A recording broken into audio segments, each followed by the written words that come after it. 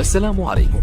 لا تنسوا الاعجاب بالفيديو والاشتراك في القناة تشجيعا لنا لنستمر بنشر المزيد إن شاء الله.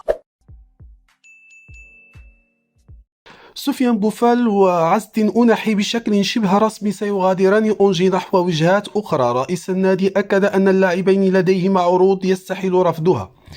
إنتر، ليستر سيتي، دورتموند، برشلونة يتنافسون على أوناحي، لكن الوجهة الأقرب تبدو ليستر سيتي الذي قدم أقوى عرض مالي لأونجي ب 45 مليون يورو.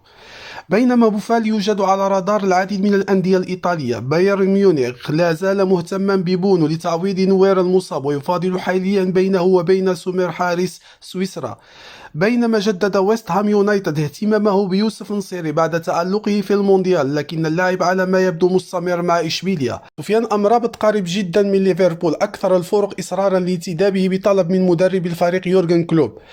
أملاح شبه رسمي إلى نادي فالنسيا الإسباني، وذلك على حسب ما جاء على لسان وكيل أعماله الذي أكد انتقاله إلى الليغا في قادم الأيام.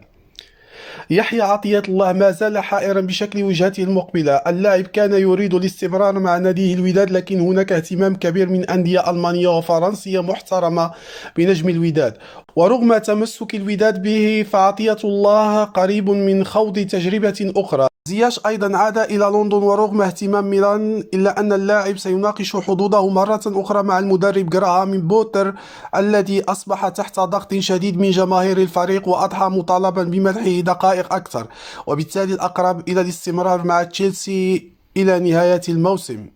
الاتحاد الدولي لكرة القدم فيفا اليوم الخميس عن أفضل 7 حراس مرمى على الصعيد العالمي الذين سيتنافسون على جائزة الأفضل عالميا، وضمنهم الأسد المغربي ياسين بونو. وإلى جانب بونو عرفت القائمة تواجد كل من إيميليانو مارتينيز حارس مرمى منتخب الأرجنتين المتوج بجائزة القفاز الذهبي في المونديال قطر 2022 بعد مساهماته الفعالة في تتويج التانغو باللقب العالمي.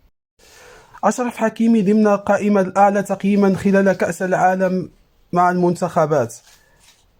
وضمت القائمة برونو فرنانديز، كيليان مبابي، ليونيل ميسي، كودي جاكوبو، وكاسيميرو، بوكايو ساكا، وإيفان بيريزيتش. شكرا على المشاهدة، ولا تنسوا الإعجاب بالفيديو والاشتراك بالقناة.